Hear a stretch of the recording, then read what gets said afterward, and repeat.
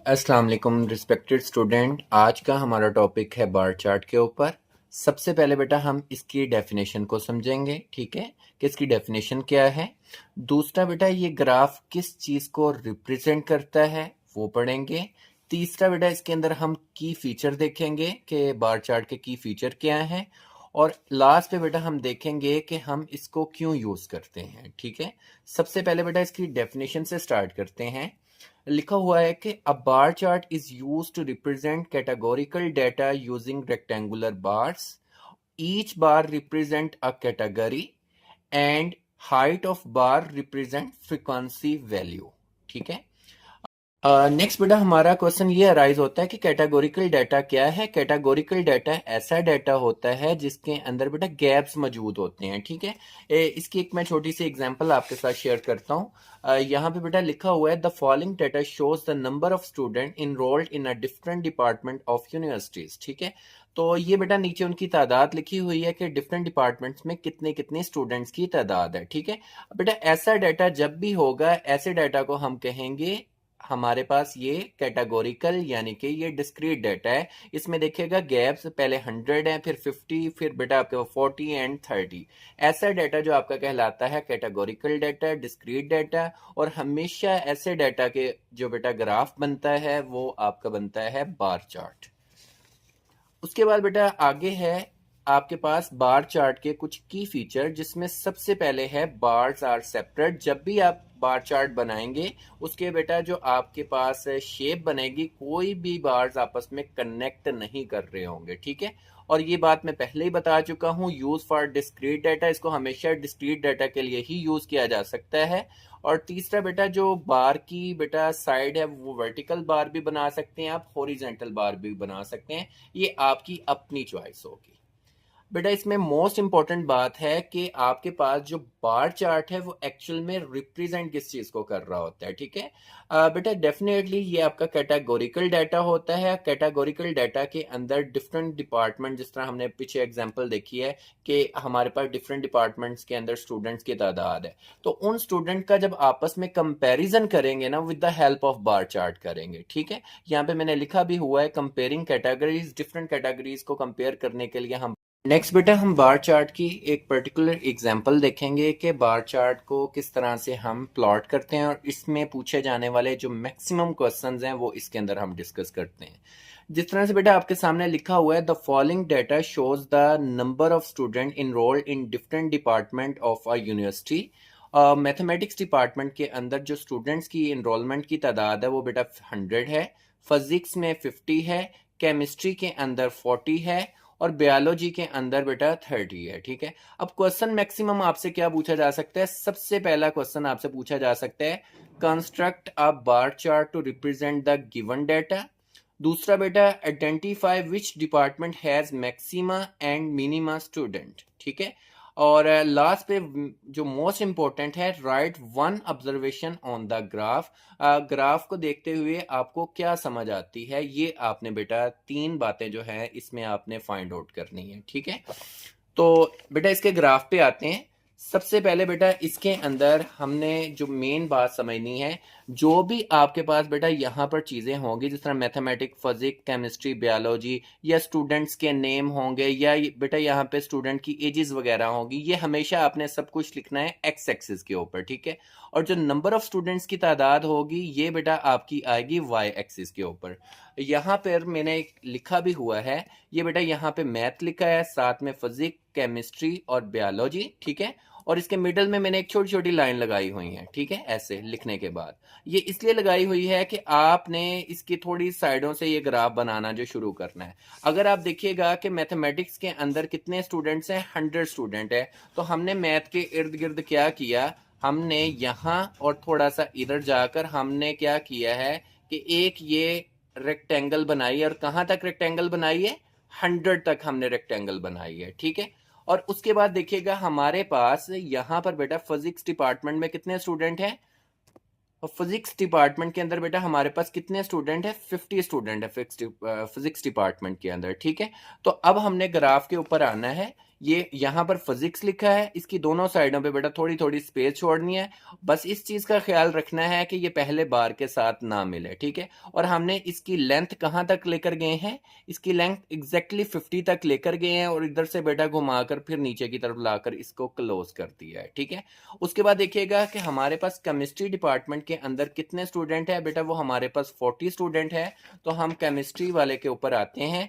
Again यहाँ पे chemistry लिखा है, उसके थोड़ा साइड पे बस एक चीज का ख्याल रखना है, ये साथ वाली रेक्टेंगल के साथ ना मिले। तो यहां से बेटा आपने 40 तक की हाइट ली है और इधर से क्लोज करके आप नीचे लेकर आ गए, ठीक है। इसी तरह बायोलॉजी डिपार्टमेंट के अंदर बेटा 30 स्टूडेंट हैं।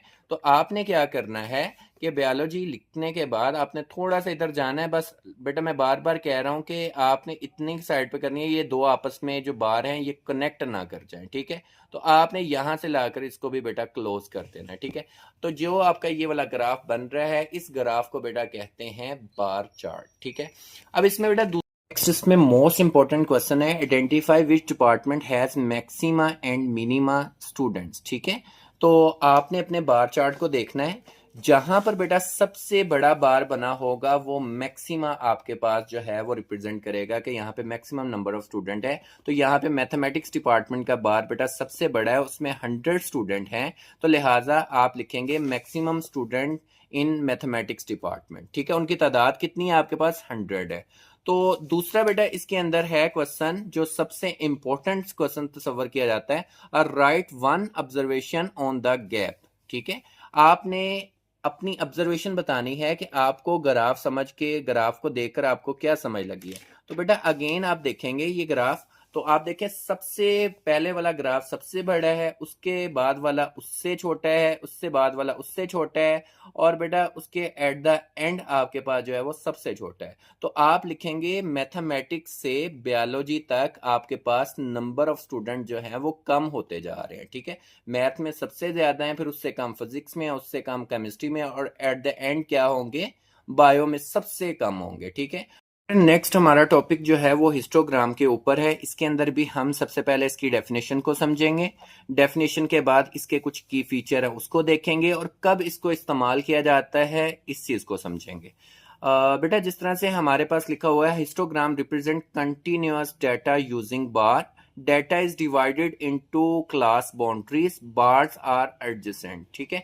बेटा यहाँ पर देखिएगा, जिस तरह से अभी हमने जो है वो बार चार्ट की डेफिनेशन को पढ़ा है, उसमें लिखा हुआ था कि जो डाटा उसके लिए इस्तेमाल किया जाता है वो बेटा आपके पास होता है डिस्क्रीट डाटा, और जो हिस्टोग्राम के अंदर डाटा जो इस्तेमाल किया जाता है वो कंटिन्यूस डाटा है। इट्स मीन दैट उसमें बिल्कुल भी गैप मौजूद नहीं होता है, उसमें जितने भी बार्स बनेंगे वो एक दूसरे के साथ बेटा जुड़े होंगे, ठीक है। इसके की फीचर्स के अंदर भी वही बात लिखता है कि the bars touch each other used for continuous data, कि अगर हमारे पास डाटा के अंदर गैप नहीं होगा उस वक्त हम हिस्टोग्राम को कैलकुलेट कर सकते हैं। दूसरा बेटा इसके अंदर जो बार्स आएंगे, क्योंकि डाटा कंटिन्यूअस है तो इसके बार आपस में कनेक्टेड होंगे। तीसरी बात बेटा इसके अंदर है व्हेन टू यूज हिस्टोग्राम, बेटा जब आपके पास डिस्ट्रीब्यूशन ऑफ मार्क्स बताई जाएं उस वक्त आप इसको यूज करते हैं, या हाइट वेट टाइम का जिक्र हो उस वक्त भी जो जी। नेक्स्ट बेटा हम हिस्टोग्राम की जो है वो एग्जांपल करने लगे हैं, ठीक है। यहाँ पे the following represent the marks obtained by student in a test. ये बेटा स्टूडेंट के मार्क्स बता दिए गए हैं, ये इनकी फ्रीक्वेंसी डिस्ट्रीब्यूशन बता दी गई है, ठीक है। इसमें 3 क्वेश्चन पूछे हैं, इनको 1 बाय 1 जो है हम सॉल्व करेंगे। नेक्स्ट हमने इसका सबसे पहला पार्ट जिसमें हमने इसका ग्राफ बनाना है उसको देखते हैं। आपको बेटा पता होना चाहिए कि आपका जो हिस्टोग्राम है वो वहां पर बनता है जहां पर बेटा क्लास बाउंड्रीज गिवन हो। तो यहाँ पे देखिएगा 10 10 20 20 30 30 40 40, यहाँ पर जो आपके पास क्लास इंटरवल गिवन है ये बेटा एक्चुअल में क्लास बाउंड्रीज ही हैं। हम अपना ग्राफ बनाने के लिए आप तैयार हैं, इसको देखते हैं कैसे बनाएंगे। आपने बेटा ये जो क्लास बाउंड्रीज थी ना आपके पास, ये वाली 10 20 30 40 50, ये आपने अपने एक्स एक्सिस पे लिख लेनी है 10 10 के गैप्स के साथ, ठीक है बच्चों। और जो आपके पास ये वाली फ्रीक्वेंसी गिवन है ना 5 9 12 8 और 6, आप देखिएगा ये फ्रीक्वेंसी जो है ये छोटी है, तो आप यहाँ पर जब गैप लिखेंगे ना ये भी छोटे बना लीजिएगा 2 2 के डिफरेंस से, 0 2 4 6 8 10 12 और 14, ठीक है। तो सबसे पहले बेटा आप देखिएगा कि 0 से 10 तक कितने स्टूडेंट्स हैं, 5। तो आपने क्या करना है, आपने बेटा अपना स्टार्ट करना है 0 से और 10 से। कितने स्टूडेंट हैं, 5। बेटा यहां से हम ऊपर चलेंगे, देखिए 4 के बिल्कुल मिड में जाके आपके कितने स्टूडेंट हो जाएंगे, 5। तो आप इधर से भी इतना बनाएंगे और इन दोनों को आपस में अटैच कर देंगे, ठीक है। तो ये पहला आपका जो है वो बार बन जाएगा। उसके बाद देखिएगा 10 और 20 में आपके 9 स्टूडेंट्स हैं। तो आपके पास आपने क्या करना है, 10 से स्टार्ट करना है, 10 और 20 को आपने 9 तक लेकर जाना है, 8 के मिड में जाकर आपके पास ये आ जाएगा। आपने इन दोनों को ऐसे मैच कर देना है, ठीक है। उसके बाद अगली क्लास देखिएगा, अगली क्लास आपके पास है 20 से 30, कितने स्टूडेंट्स हैं, 12 स्टूडेंट्स हैं। तो आपने 20 से स्टार्ट होना है और कहां तक जाना है बेटा, 12 तक जाना है। इधर से 30 से भी कहां तक जाना है, आपने 12 तक जाना है। इन दोनों को आपस में मैच कर देना है एट द एंड, ठीक है। उसके बाद आपके पास देखिएगा 30 और 40 में कितने स्टूडेंट हैं, आपके पास 8 स्टूडेंट हैं। तो आपने 30 से स्टार्ट करना है और बेटा आपने 30 से स्टार्ट करना है, 30 और 40 के दरमियान आपके पास 8 स्टूडेंट है। आपने ये लेंथ 8 तक आपने जो है वो इंक्रीज करनी है, फिर इन दोनों को आपस में मिला देना है, ठीक है। उसके बाद बेटा आपके पास आखिरी रह जाएगा 40 और 50, कितने स्टूडेंट है, 6 हैं। तो आप देखिएगा ये 40 और ये बेटा आपके पास 50 और ये 6 तक इसकी हाइट लेकर जानी है, ठीक है। और ये आपने बढ़ाने के बाद इन दोनों को आपस में अटैच कर देना है, ठीक है। तो यहां पर बेटा देखिएगा कि आपके पास गैप्स भी मौजूद नहीं है, हर एक रेक्टेंगल जो बार है वो आपस में कनेक्टेड है। तो ऐसे ग्राफ को आप कहते हैं हिस्टोग्राम। और उसके बाद बेटा उसने दूसरा क्वेश्चन पूछा था, identify the class interval with the highest frequency. तो बेटा आपको यहीं पे नजर आ रहा है, जो सबसे बड़ी आपकी बिल्डिंग होगी ये आपकी बेटा हाईएस्ट होगी और आपकी फ्रीक्वेंसी उस वक्त कितनी होगी, आपने वाई एक्सिस पे देख लेना है। फ्रीक्वेंसी उस वक्त 12 है। हाईएस्ट फ्रीक्वेंसी जो है इंटरवल जो आपका 20 से 30 है, वहां पर फ्रीक्वेंसी कितनी है, 12 है और ये सबसे ज्यादा है। और एट द एंड था, उसने कहा था comment on the distribution marks. तो अगर हम इसकी डिस्ट्रीब्यूशन ऑफ मार्क्स को देखें तो आपको बेटा यहीं से पता चल रहा था 20 से 30 ये वो मार्क्स हैं जो ज्यादा बच्चों ने लिए हैं, ठीक है। एवरेज बच्चों के मार्क्स जो हैं वो 20 और 30 के दरमियान आए हैं, ठीक है। तो ये ग्राफ भी आपको बता रहा है, जो सबसे बड़ी बिल्डिंग होगी वहां पर जो फ्रीक्वेंसी की तादाद होगी वही आपको बता रही होगी कि मैक्सिमम स्टूडेंट आपके ऐसे आए हैं जिनके 20 और 30 के दरमियान मार्क्स आए हैं, ठीक है। नेक्स्ट हमारा टॉपिक फ्रीक्वेंसी पॉलीगॉन है, ठीक है। इसके अंदर भी सबसे पहले जो है हम बेटा इसकी डेफिनेशन को समझेंगे कि इसकी डेफिनेशन हमें क्या बताती है। A frequency polygon is the line graph form by joining the mid point of the class interval. बेटा जिस तरह से हमने हिस्टोग्राम में देखा है कि हमारे पास जो डाटा होता है वो कंटिन्यूस होना चाहिए, ठीक है। सिमिलर पॉलीगॉन के अंदर भी जो डाटा होगा वो कंटिन्यूस होना चाहिए, ठीक है।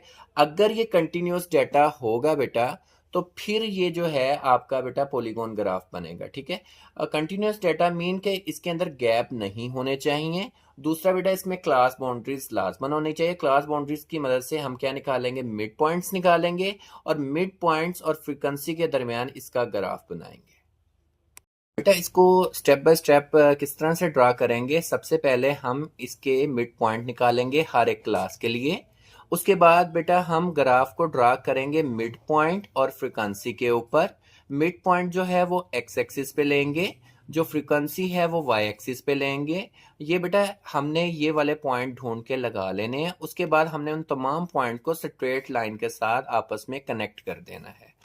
की फीचर क्या है बेटा इसके, ये आपका जो ग्राफ होगा ये लाइन ग्राफ होगा। इस तरह आपको सीधी स्ट्रेट लाइंस इसके अंदर नजर आ रही होंगी, ठीक है। और start and and with zero, ये बेटा जब मैं क्वेश्चन करूंगा उसके अंदर आपको मैं समझाऊंगा, ठीक है। तो व्हेन टू यूज, इसको कब इस्तेमाल किया जाता है, to show trends in data, कि आपका डाटा क्या ट्रेंड शो कर रहा है, उस वक्त कम हो रहा है, ज्यादा हो रहा है, ठीक है। ये ट्रेंडिंग डाटा को रिप्रेजेंट करने के लिए इस्तेमाल होता है, ठीक है। यहाँ पर भी बेटा मैंने एक एग्जांपल लिखी हुई है, लिखा हुआ है using the data given below. ये वाला डाटा आपके पास गिवन है, फ्रीक्वेंसी, क्लास इंटरवल और फ्रीक्वेंसी गिवन होगी। ये मिड पॉइंट आपने खुद से बेटा कैलकुलेट करने होंगे।